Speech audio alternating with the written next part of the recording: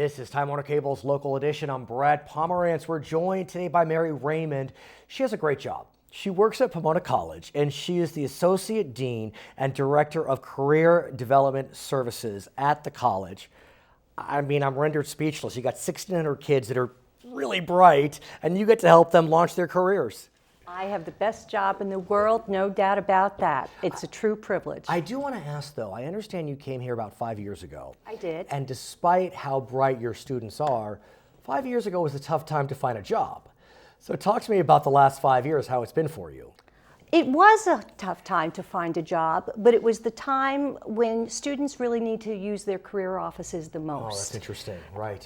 Not that they don't need to use them as much as they are today. No, but a good point. But it did put the challenge for career offices to do better preparation programs for students so that they would be able to leverage whatever opportunities came their way. And it was a time for a school like us to rely upon our alumni who could open doors to jobs and internships so the students could get that much needed experience. So when I was going to college, there was a sense that if you got a bachelor's degree, you were in good shape.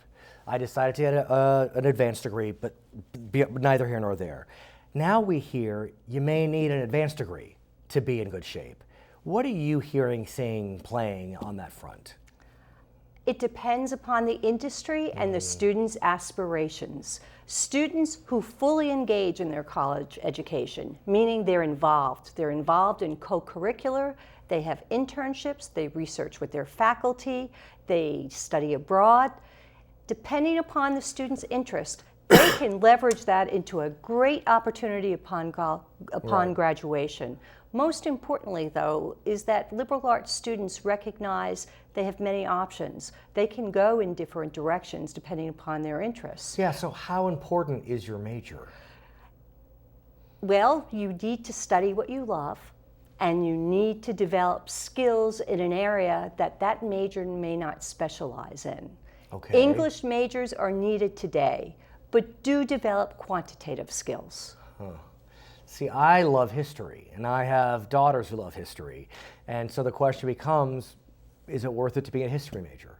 Absolutely, if that's what you love. But how do you transfer that? You could transfer that by getting work over the summer at a local museum, doing archival research. There's a number of things you can do. However, just because you have a major in history, that does not define your aspirations. Right. Remember, the skills that you develop as a history major include research, writing, communicating, quantitative thinking, investigation, analysis, so much. What career would not be served well by those skills? You mentioned internships. Yes. How important are internships when you are speaking with prospective employers?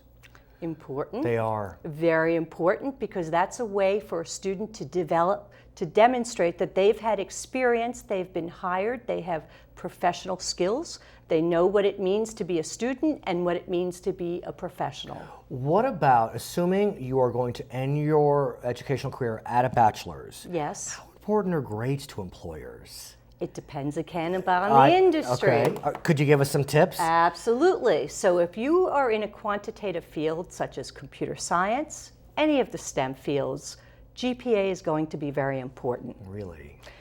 Students that are not headed in those fields, employers want to see that students have worked hard. Of course. They want to see the breadth of what the student has studied. But they're also looking at the resume. It's not just about your transcript. It's about what else you have done. Her name is Mary Raymond. She is the Associate Dean Director of Career Development Services at Pomona College. What a great job. I'm Brad Pomerance. This is Time Warner Cable's Local Edition.